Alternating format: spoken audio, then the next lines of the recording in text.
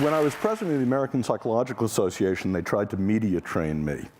And an encounter I had with CNN summarizes what I'm going to be talking about today, which is the 11th reason to be optimistic. The editor of Discover told us 10 of them. I'm going to give you the 11th. So they came to me, CNN, and they said, Professor Seligman, would you tell us about the state of psychology today? We'd like to interview you about that. And I said, great. He said, but this is CNN, so you only get a soundbite. So, well, how many words do I get? I said, well, one. Cameras rolled, and she said, Professor Seligman, what is the state of psychology today? Good. Cut. That won't do. We'd really better give you a longer soundbite. Well, how many words do I get this time? Well, you get 2. Dr. Seligman, what is the state of psychology today? Not good.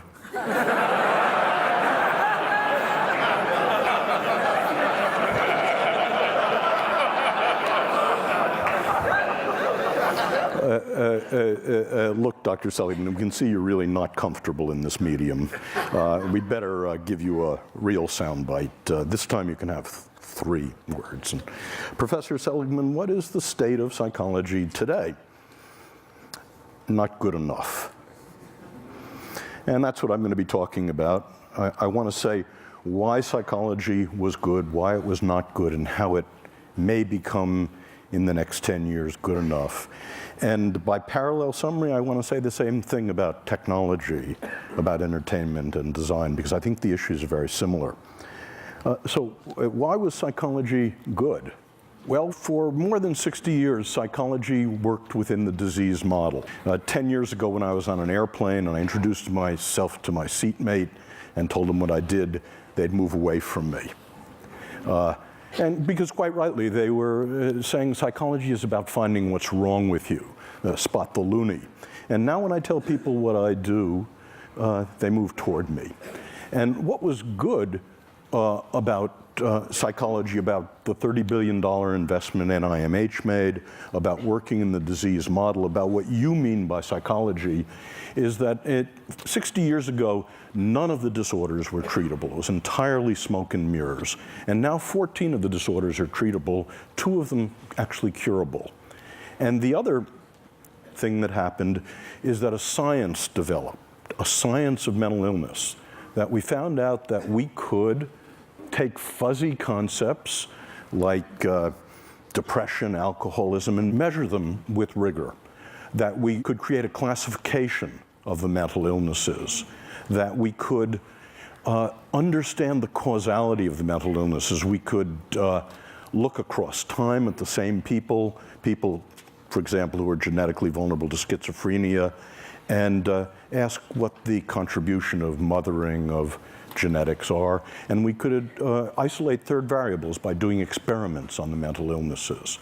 And best of all, we were able in the last 50 years to invent drug treatments and psychological treatments. And then we were able to test them rigorously in random assignment, placebo-controlled designs, throw out the things that didn't work, keep the things that actively did. And the conclusion of that is that psychology and psychiatry of the last 60 years can actually claim that we can make miserable people less miserable. And I think that's terrific. I'm proud of it.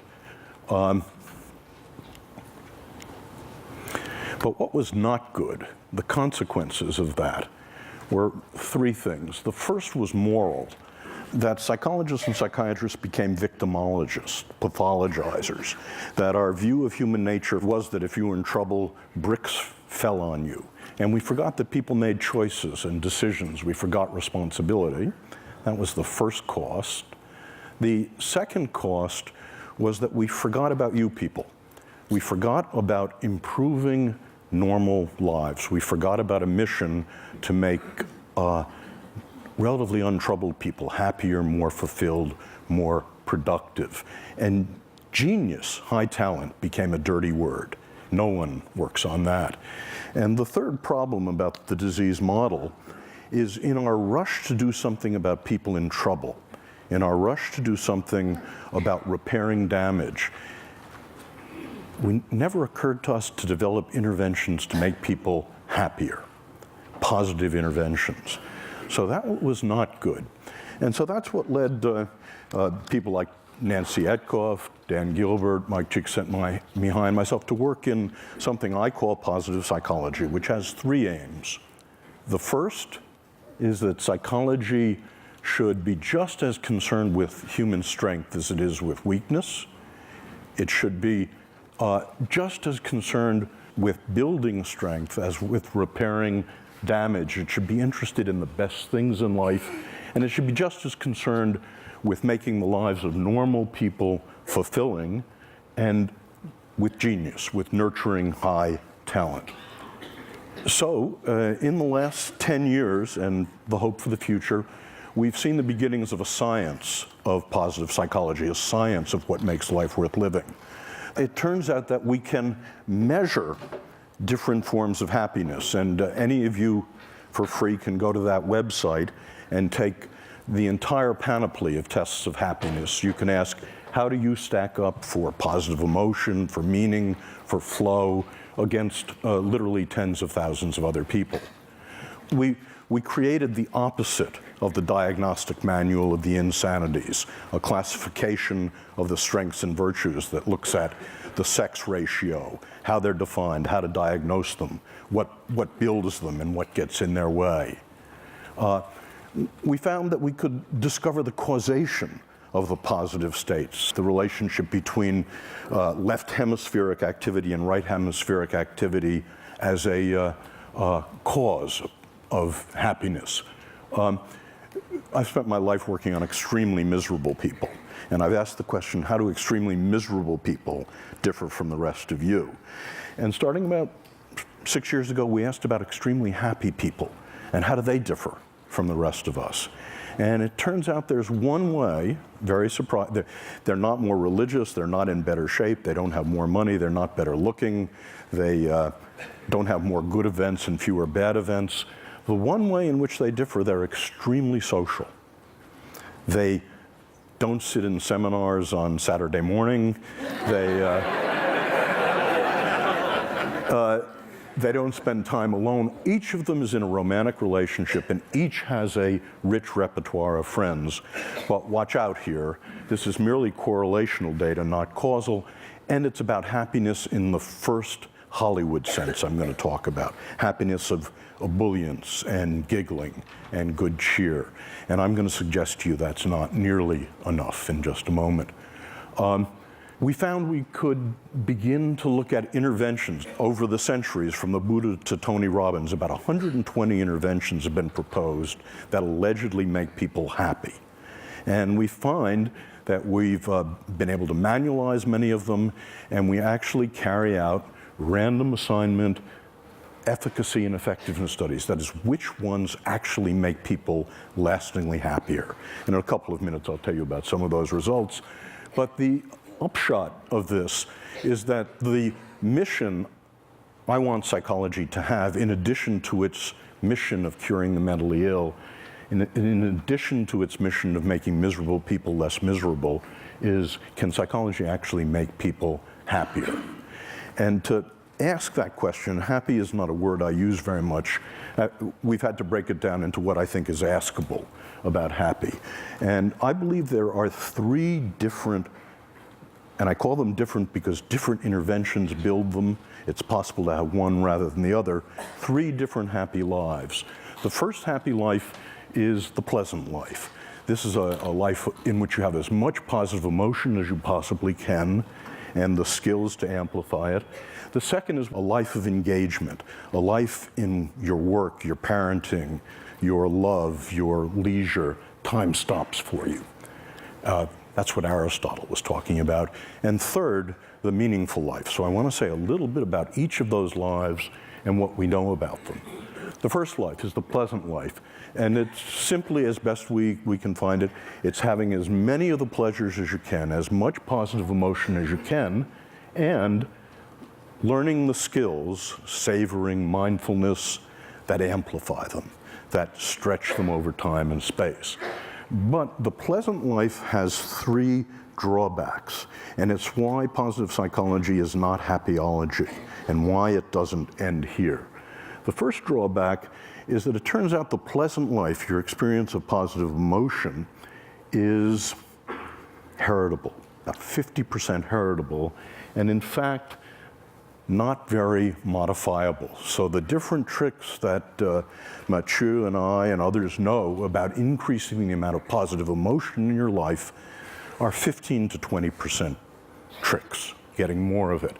Second is that positive emotion habituates. It habituates rapidly, indeed. It's all like French vanilla ice cream. The first taste is 100%. By the time you're down to the sixth taste, it's gone. And as I said, it's not particularly malleable.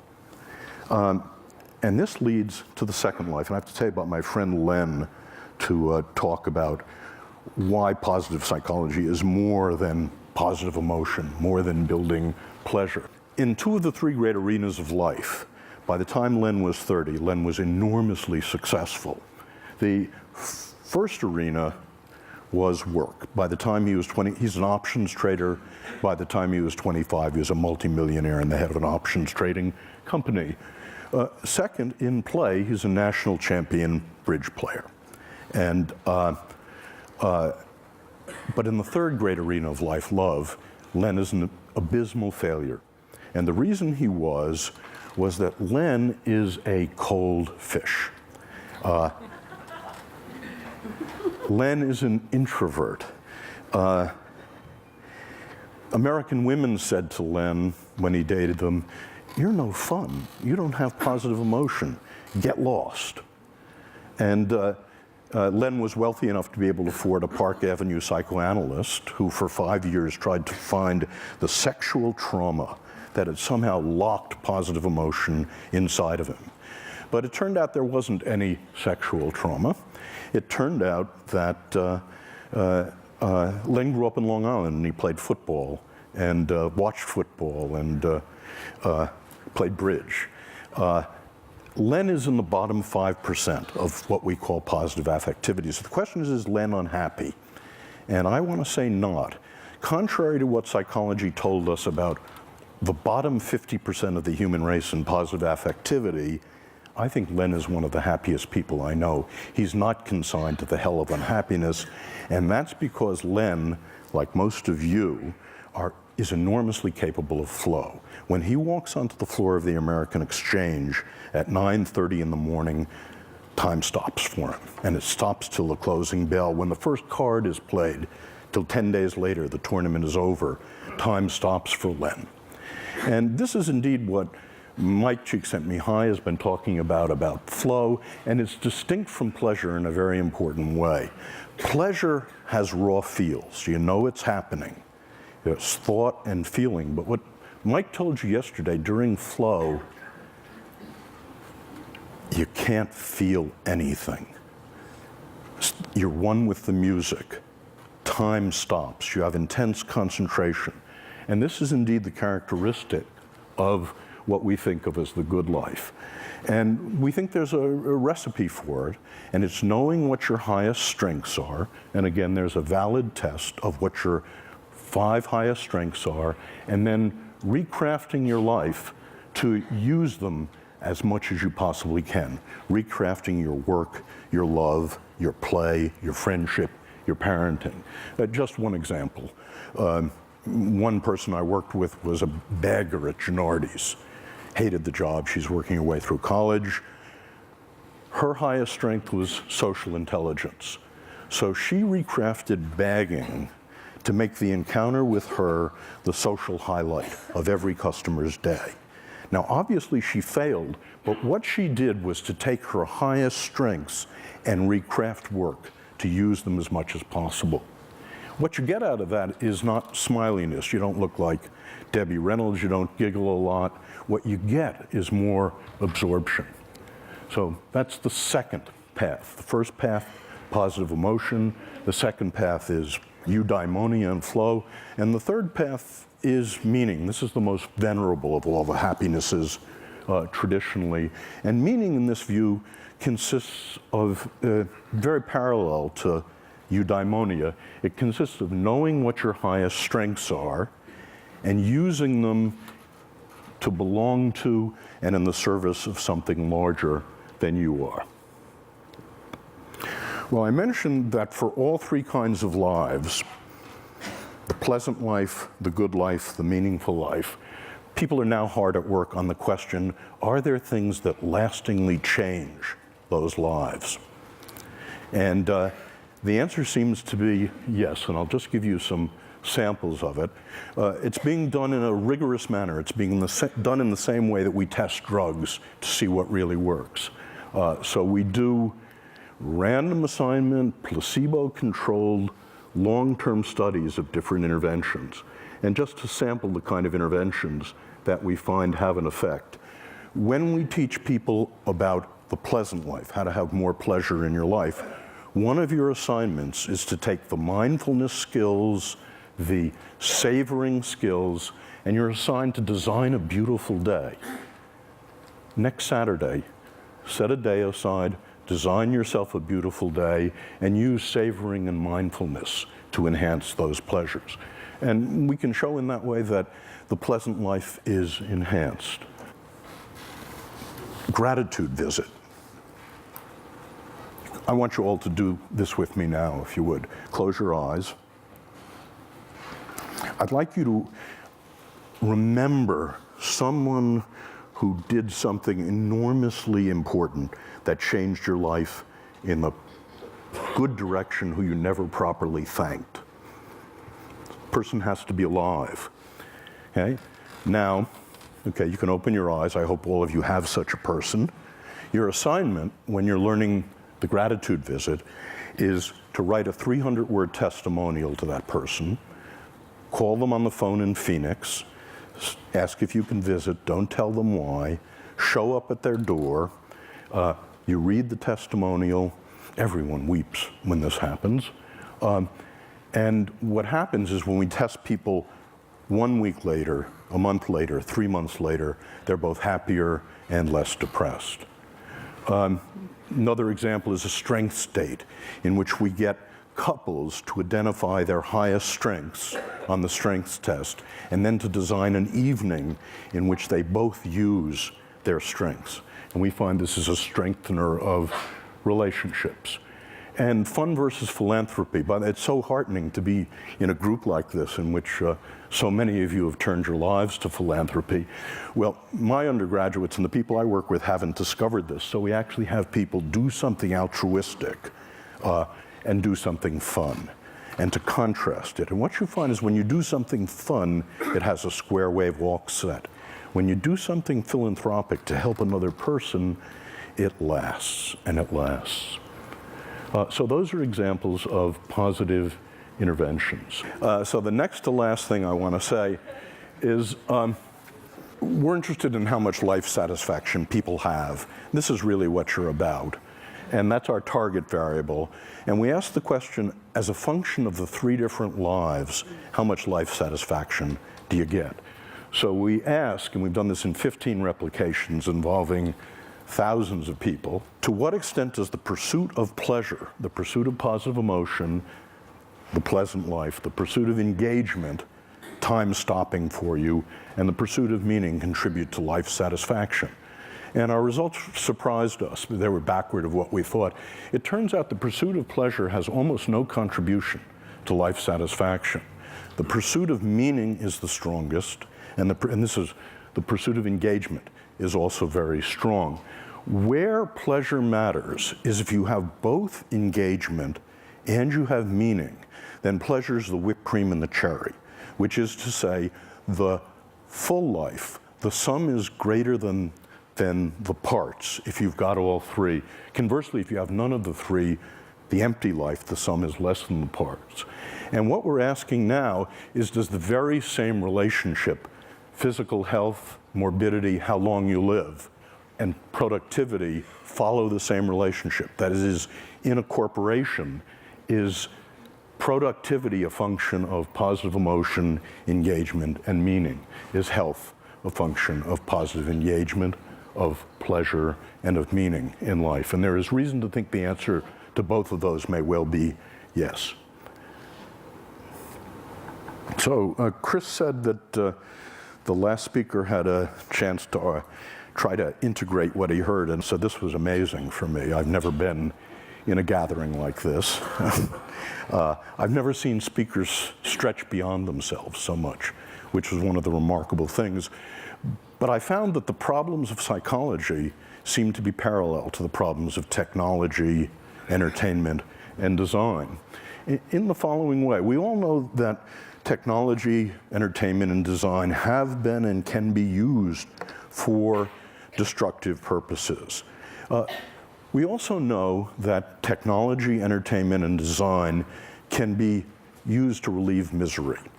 And by the way, the distinction between relieving misery and building happiness is extremely important. I thought when I first became a therapist 30 years ago that if I could make someone, if I was good enough to make someone not depressed, not anxious, not angry, that I'd make them happy. And I never found that. I found the best you could ever do was to get to zero, that they were empty. And it turns out the skills of happiness, the skills of the pleasant life, the skills of engagement, the skills of meaning are different from the skills of relieving misery. And so the parallel thing holds with technology, entertainment, and design, I believe. That is, it is possible for these three drivers of our world to increase happiness, to increase positive emotion, and that's typically how they've been used. But once you fractionate happiness the way I do, not just positive emotion, that's not nearly enough. There's flow in life and there's meaning in life. As Laura Lee told us, design, and I believe entertainment and technology, can be used to increase meaning engagement in life as well. So in conclusion, the 11th reason for optimism, in addition to the space elevator, is that I think with technology, entertainment, and design, we can actually increase the amount of tonnage of human happiness on the planet. And if technology can, in the next decade or two, increase the pleasant life, the good life, and the meaningful life, it will be good enough. If entertainment can be diverted to also increase positive emotion, meaning, eudaimonia, it will be good enough. And if design can increase positive emotion, eudaimonia, and flow, and meaning, what we're all doing together will become good enough. Thank you.